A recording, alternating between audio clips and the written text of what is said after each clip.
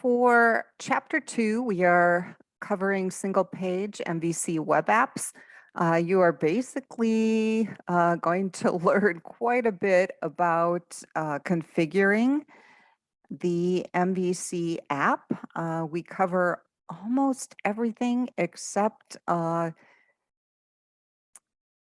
connecting to a database. So there's a lot in this particular chapter.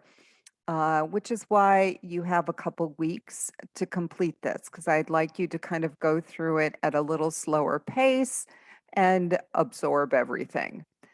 So you're going to read through the chapter in the book and go through the lecture demo, which does include hands-on exercises for the lab assignment. If you don't have the book yet, the publisher did provide the second chapter. So this is the same as the chapter in the printed book. But as you go through here, the only thing that's really going to be different, and this is because of Visual Studio updates, is the process for creating the app itself. That has changed. I mentioned this in chapter 1. I did redo the video for hands-on 1, so it should match what you guys have. But that really is the only difference. Everything else is the exact same.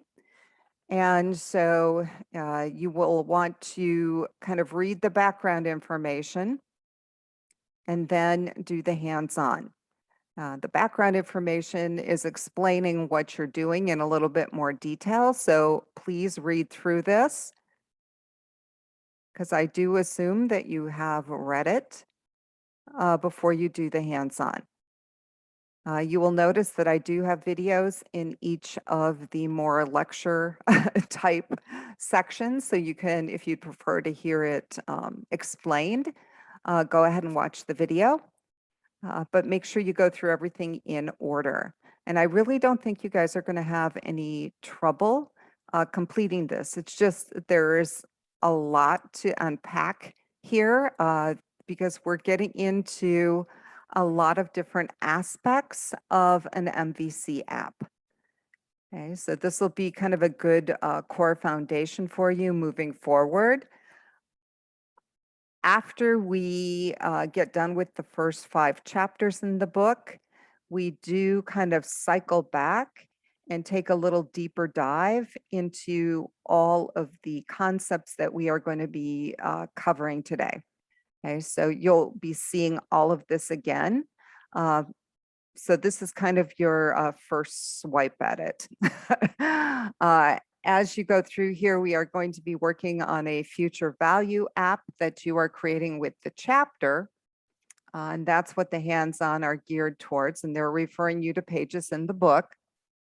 And then as you get down to the bottom, you will notice that I have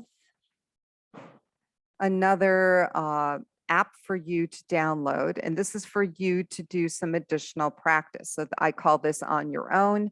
I do have a video for you to watch, but this is not using the Future Value app. This is using the Detective Agency app, which is one that I created for you to use.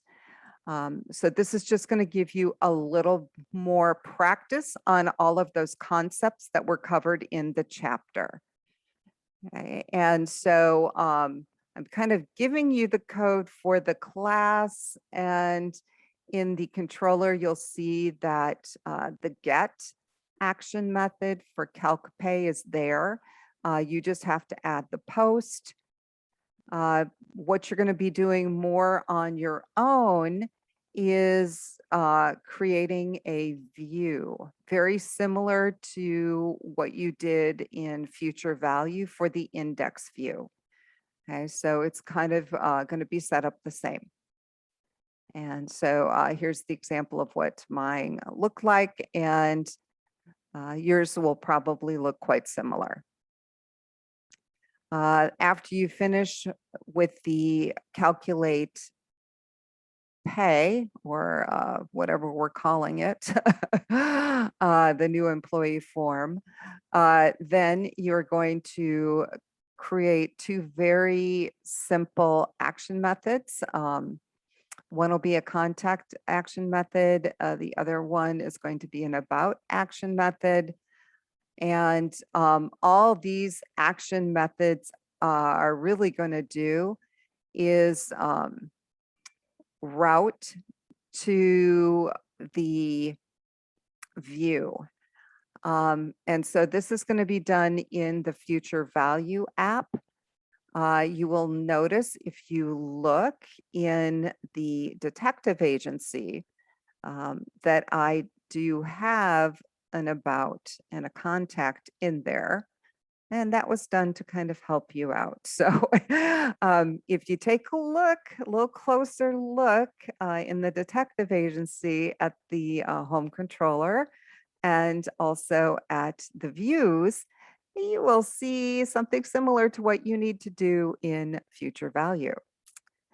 Okay, so that's pretty much it.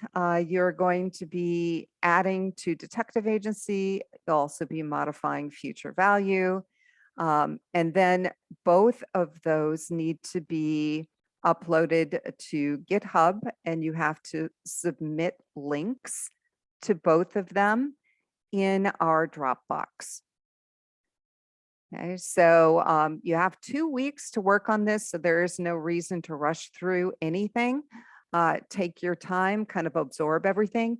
If you have any questions or if you run into problems, please let me know. I am here to help you, and have a great week.